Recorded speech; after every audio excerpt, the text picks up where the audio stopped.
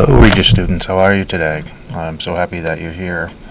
And we are going from lesson 3, where we did a overview of classes and objects, and this is now going to be the detail. So the object.method is the essence of in programming. These are predefined tools that programmers have engineered to get work done. And so they're considered the parent object, whereas when you instantiate from that, you then create a class or a child attribute. And there are a number of various terms that we will go through, but I just want you to think of parent to child. And what that is going to do is then you'll be able to start learning the methods that are be able to dissect existing methods and what they're able to do, whether it is data arrangement, computation, it might be certain ways of conditions. We're going to be going into Shakespeare, and we're going to just be calculating words and having you see how we create a few basic, by using the DEF, some basic functions.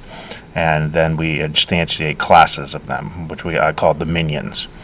And so functions are what you build. Methods are what you go and learn about. So there was that feature of using dir to be able to show you the constructors and the methods. So this is an older picture here, but it provides the, from the tech beamers, I give them their credit where the credit is due.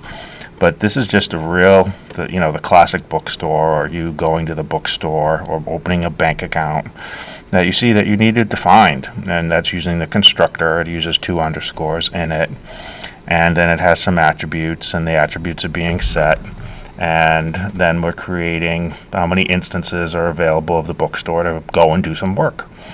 And so I'm hoping that you're going to be able to use these links as well, and that takes you to the short Python documents. So the Python docs library is highly engineered. It has a lot of people who have worked on it.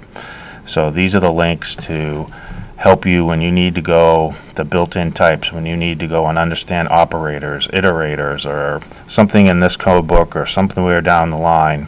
This is one of the best places on the entire web to go and do that. And even if you want to then use my templates to help summarize that data, well, you can copy and paste that data into tools like ChatGPT with my templates to then go and get summaries. But these links here, I have also provided you a skill map area, and it's at the top of this book here. I'm not just going to, kind of just scroll all over the screen. So your goal is to be able to understand objects and methods, and then be able to create some children as children classes, understand some functions in the code book. It's a nice small little code book, really clear to understand, and it provides means to help analyze other code as a reference point. And it has lots of cool schematics in it too. So I hope you really enjoy it. Thank you for being here.